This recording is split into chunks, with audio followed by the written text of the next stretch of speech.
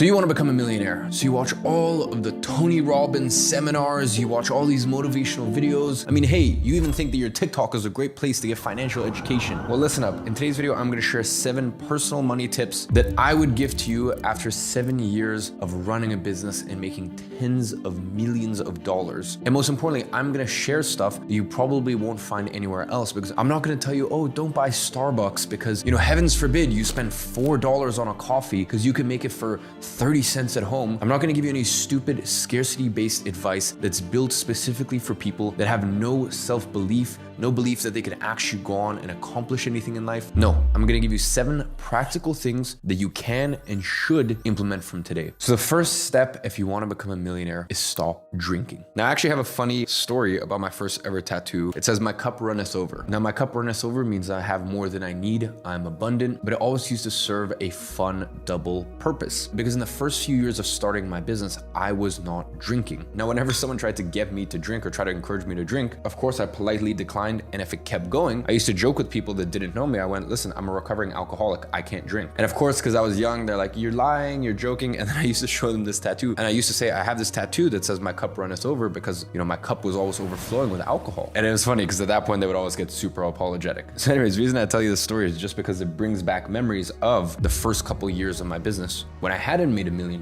yet. I hadn't made $1 million after tax. I wasn't a millionaire. And in that time, I did not drink for 2 reasons. First of all, think about how much money you have wasted, how much money you have spent on useless drinks at the bar, shots. So not only from a financial perspective, and you know, I told you earlier in this video, I think it is absolutely ridiculous that people are so dumb to think, oh, you know how I'm gonna become a millionaire? I'm gonna save on my $4 coffee. It's honestly some of the stupidest shit I've ever heard, and I guarantee you any really high-level successful person will never give you advice like that. Whereas for alcohol, I would say don't spend money on it if you are trying to become the person that you want to become. Because listen, that's $4 compared to $40, $80, $150. You know, let's say you're having a fun night. You buy 5 cocktails for yourself. $15 a pop, great, $75. Let's say you cover it for your friend. You get a little drunk, you get a little woozy, and you're like, you know what? I'll get this one. Great, you've just wasted $150 on alcohol. And don't forget, you would have had to earn something closer to, depends on where you live, $200 to $250 in order to actually make that money, because the rest goes to tax. So not only have you spent all of this money on alcohol, you have then woken up with less capacity to think clearly and less capacity to actually make money and make your way to that millionaire status. Now, ladies and gentlemen, me at the stage that I'm at, I have a long track record in business. I have the most incredible team. Between all my companies, I have over 150 employees. So luckily, if I want to have a drink here and there, it doesn't really change my life and it doesn't really affect things. When you get to a certain position in life, that doesn't mean that you should ever slow down. You still need to put your foot on the gas. But what it does mean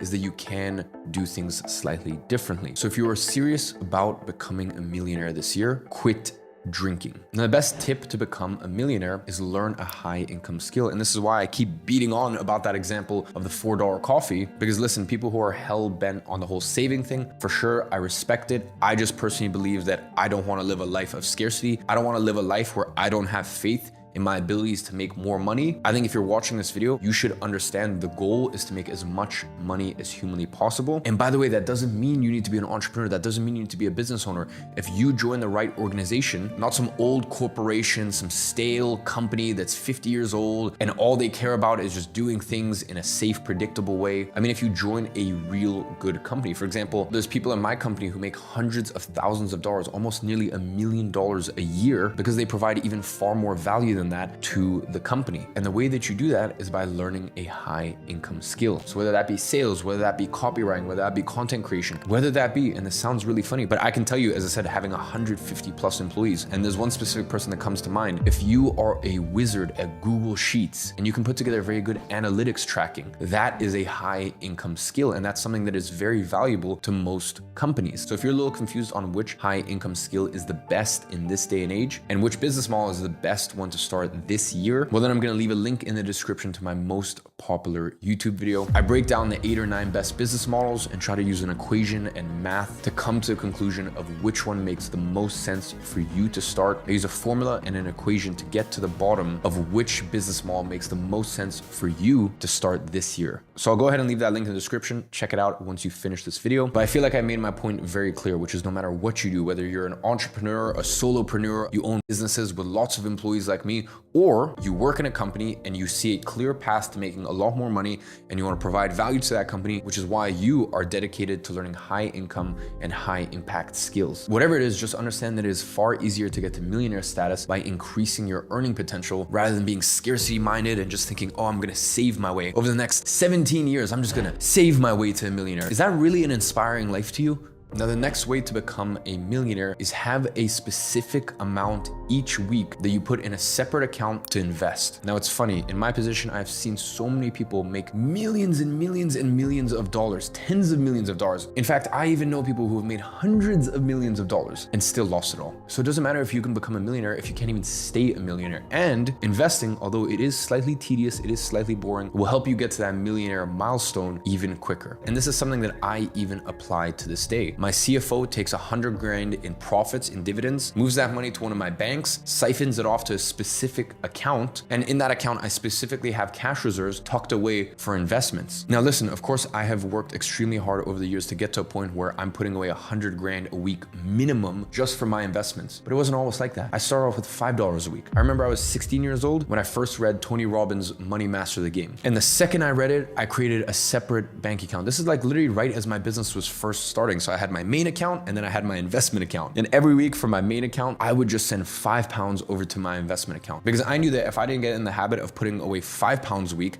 I would never get in the habit of, years and decades later, putting away hundreds of thousands of dollars a week into investments. So it's just about getting the habit down. Listen, in the same way, if you want to run a marathon, you're not going to lace up and run 42 kilometers. No, you're going to start off light. You're going to start off easy. And eventually your capacity will grow. In the same way your capacity to run grows, so too does your capacity to earn income and then go ahead and invest that. Now, the next money tip for you to become a millionaire is to have coffee in affluent places. Go and have a coffee in an expensive hotel or a very fancy cafe in a super nice area. Because listen, your Starbucks is gonna cost $4 and it's not gonna be very inspiring, that's for sure. Whereas you might go to a super expensive hotel. For example, here in Dubai, where I'm based, or in London, where I used to live, there's all of these nice hotels. You don't need to stay at the hotels. You don't need to spend $2,000 a night on a room. You simply go to the lobby and you have a coffee. And the coffee might cost you $8 or $10 compared to $4, but you're gonna look around, you're gonna see money around you. You're gonna see what do wealthy people really wear. Not Gucci and Balenciaga and all this and that. I mean really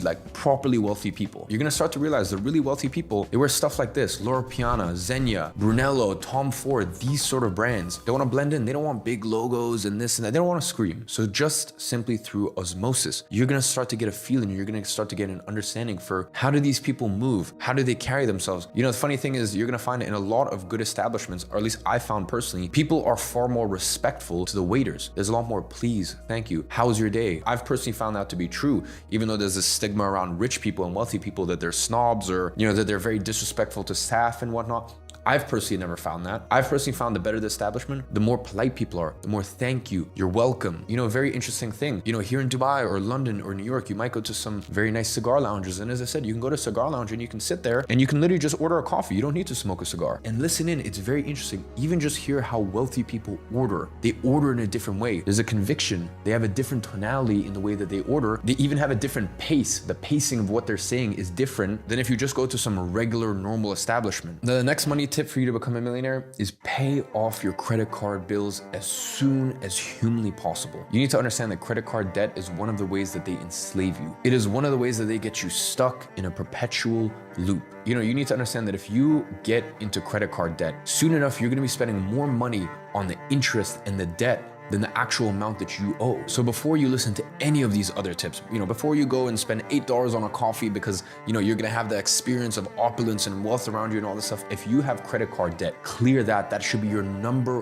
one focus. Credit cards can be an exceptional asset to use, especially in a lot of Western countries, and especially if you're based in the US, but you need to understand how to use it responsibly, how to get the benefits of it. Because by the way, how do you think all these credit card companies make money? When you have all of these signing bonuses and, for example, example, with American Express, you rack up all these Amex points and you can use these Amex points for benefits and upgrades and this. Like, who do you think is paying for that? You need to understand that the people who are financially irresponsible and don't know how to use credit cards and make the credit card companies so much money by all of the interest that they're paying, these people are subsidizing people, and hopefully you, if you know how to use credit cards responsibly, they get to reap all of these rewards and all these benefits. And we're just sat here questioning and asking ourselves, why are we getting all these benefits and we basically don't even need to spend any extra money? Well, that's because all of these people were irresponsible. So please, if you have any credit card debt whatsoever, pay it off ASAP. Now, the next money tip in order to become a millionaire is invest in self-education. Now listen, I don't care if it's a book, I don't care if it's a seminar, if it's an online program, whatever it is, the way that I look at it is, let's say you spend $100. Let's say you spend $1,000. Let's say you spend even $10,000. Do you believe that if you even learn one thing from it, your capacity and your ability to earn income over the space of the next year, 3 years, 5 years, 10 years, 30 years will increase because of it? Let's say you want to learn one very specific skill that could help your career or your job. And there's an online course and it's $150. Do you think that that $150,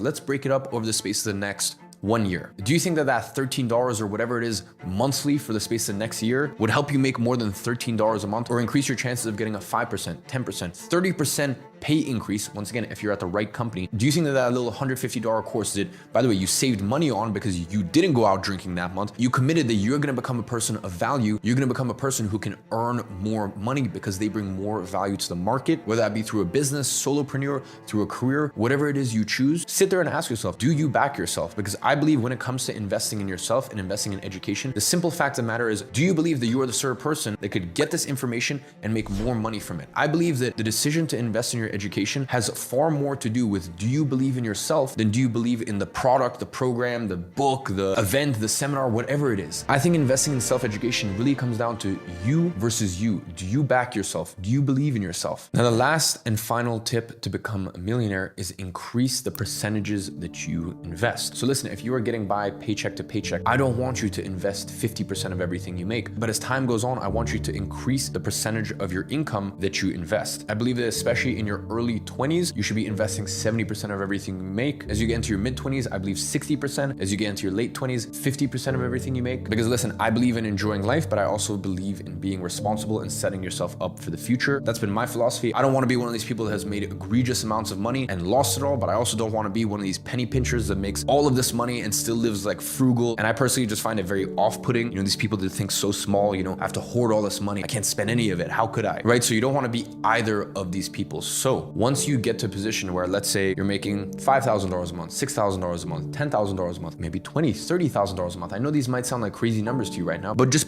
mentally put that to the side. All right. I'm not saying you need to make it today, but I know this might seem scary to you. I know it might seem impossible, but just mentally park those sort of numbers. Just understand that if you get to that point where you're earning this sort of income, once you start earning it, I want you to increase the percentage of your income that you're investing, because the true financial goal is to eventually get to a place where you are living fully off of your dividends. You're living fully off your investment. And no matter what, if you stop making money tomorrow, you will always be fine. So ladies and gentlemen, there are 7 money tips to become a millionaire. Please implement every single one of these ASAP, and understand this is going to be a process that's not going to happen overnight. But while saying that, there's no such thing as get rich quick. There's simply get rich quicker. So focus on increasing the velocity in which money comes to you, as well as the velocity in which you invest money in order to multiply it. But also understand that this is a process, this is a journey. So just take the first step. And on that note, I'm going to be watching, I'm going to be rooting for you, and I'll see you in the next video.